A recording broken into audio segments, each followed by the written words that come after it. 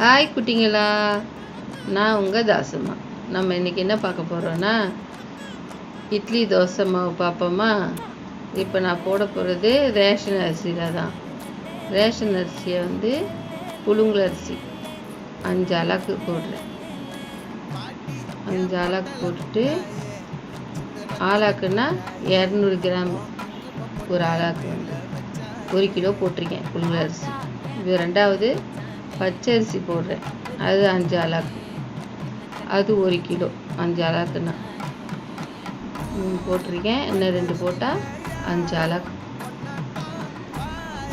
5 அலகு போட்டு ஊற வச்சுட்டு இப்போது நம்ம என்ன போட போகிறோன்னா உளுந்த பருப்பு இருக்குல்ல, அது 2 கிலோ அரிசி போட்டிருக்கோமா. இப்போ போடுறது 300 கிராம் உளுந்து போடுறேன்.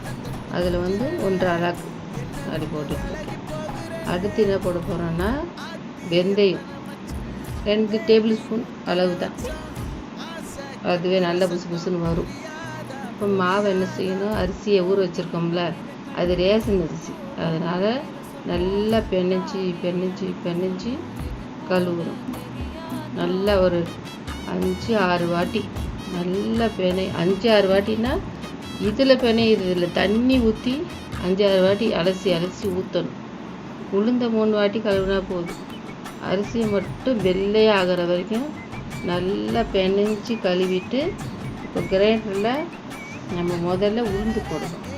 உளுந்து ஊற வச்சுருக்கோம்ல, அதை போடணும். உளுந்து அரிசியும் உளுந்து மொத்தமாக நம்ம எத்தனை மணி, ஒரு 4 ஹவர் 5 ஹவர் ஊற வச்சா போதும், அதுக்கு மேலே வேணாம். அது 4 ஹவர் ஊற வச்சாவே இந்த மாதிரி வரும், புதுன்னு நல்லா வந்துடும். வாரத்தில் நல்லா ஊறுறோன்னு நல்லா உளுந்து போட்டிருக்கோம்ல, நல்லா வரும். ஒரு 3/4 மணி நேரம் நல்லா ஆட்டி எடுத்துட்டு அடுத்து அரிசி போட்டிருக்கோம். இப்போ அரிசியை உளுந்த நல்லா நைஸாக அரைஞ்சி வந்தோடனே அப்புறம் இப்போ அரிசி எடுத்து பார்க்கணும். நல்லா நைஸாக வந்தோடனே அள்ளிட வேண்டியதான். அள்ளிட்டு உப்பு 2 கிலோ அரிசி போட்டுக்கோம்ல, அதுக்கு தக்கன உப்பு போடணும். போட்டு நல்லா கீழேருந்து மேலேருந்து கீழே நல்லா, ஏன்னா அரிசி மாவு போய் அடியில் நின்றுடும், கல் மாதிரி ஆயிடும். அதனால் நல்லா கிண்டி நல்லா பிணைஞ்சி விடணும். பிணைஞ்சி விட்டோம்னா தான் அது நல்லாயிருக்கும். இல்லைன்னா கீழே மாதிரி அப்படியே போய் அரிசி மாவு நின்றுடும். அதுக்கு தான் நல்லா கீழேருந்து மேலே அப்படி கிண்டணும். அது ரொம்ப தண்ணியை ஊற்றிடக்கூடாது, மாவு ரொம்ப கெட்டியாகவும் இருக்கக்கூடாது. இப்போ மாவு பொங்கி வந்துருச்சு, 5 ஹவர் ஆயிடுச்சு, பொங்கி வந்துருச்சு. பொங்கி வந்தோடனே இப்போ எடுக்கணும். ஓகே, பாய். லைக் பண்ணுங்க, ஷேர் பண்ணுங்க, சப்ஸ்கிரைப் பண்ணுங்க. மறக்காம பக்கத்துல இருக்கிற பெல் ஐக்கனை கிளிக் பண்ணுங்க. எல்லாரும் பார்க்குறீங்க, அந்த சப்ஸ்கிரைப் மட்டும் பண்ண மாட்டேங்கிறீங்க, பண்ணிடுங்க.